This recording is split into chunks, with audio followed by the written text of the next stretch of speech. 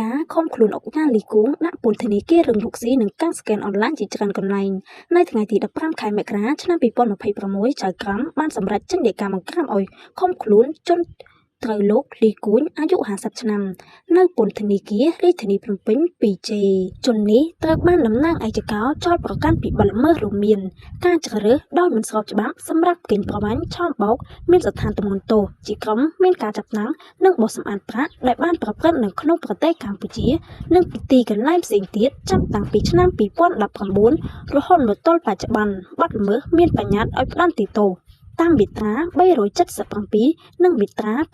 880នៃក្រមព្រហ្មទណ្ឌនិងមាត្រា38នៃច្បាប់ស្តីពីការប្រឆាំងសម្អាតប្រាក់និងហិរញ្ញប្បទាន